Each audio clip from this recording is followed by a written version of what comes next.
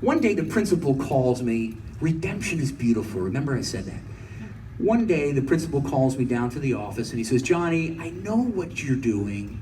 We know that you have a career in mind, but you need your education. And I said, sir, I completely agree with you, but with all due respect, this was not a smart comment. I said, with all due respect, I make more money in one day than you do in 2 weeks.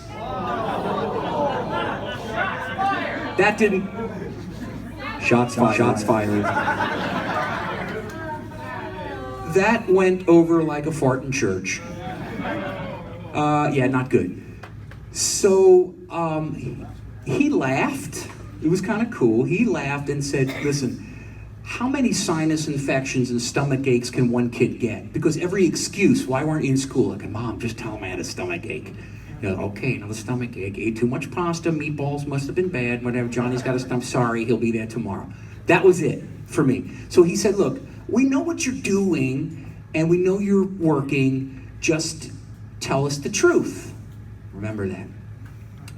So, that next week, Paul Stanley from KISS calls my house and says, Johnny, I heard your music and I'm getting into producing and I'd like to hear some more of your stuff. And I'm like, Mom, I'm staying the hell home this week and I'm making more stuff.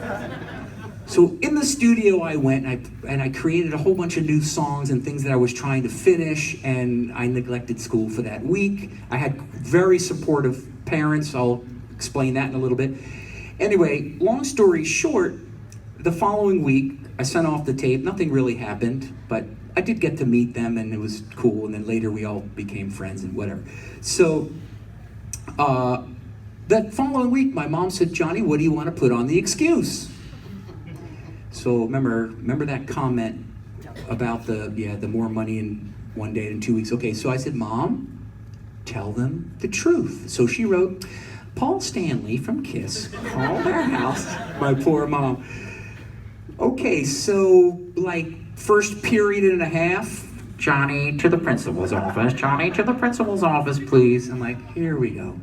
So it was at that point where this particular gentleman actually shoved me a little bit, which doesn't go over with an Italian guy, Sicilian. You know, we got a temper like this.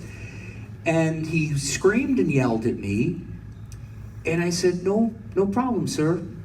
I understand. And I said, and someday you will understand also.